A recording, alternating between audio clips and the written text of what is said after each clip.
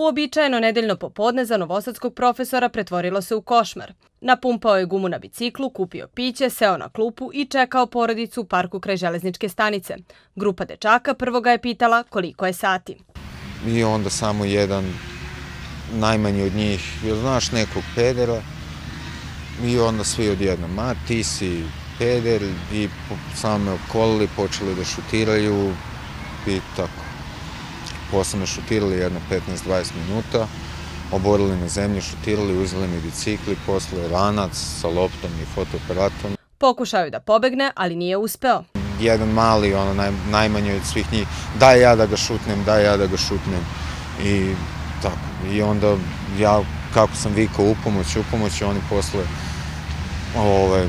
otišli negde i ja posle toga odmah pozvao policiju. Napad na profesora policija je okarakterisala kao razbojništvo, a posljedice razbojništva su slomljen nos, oštećen vid, nagnječenje i modrice. Policija prvo što me pitala da li su navijači ili tako, mislim, nisu ni deca su.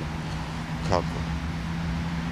Mislim, kako da me ne iznenađam, mislim, dete mi raste u ovom gradu, šta treba da očekujem. Na incident u Novom Sadu reagovali su Gay Straight Alijansa i Jukom. Tvrde da nije prvi put da ljudi stradaju zbog pretpostavljene seksualne orijentacije i predrasuda da LGBT izgledaju i ponašaju se na određeni način.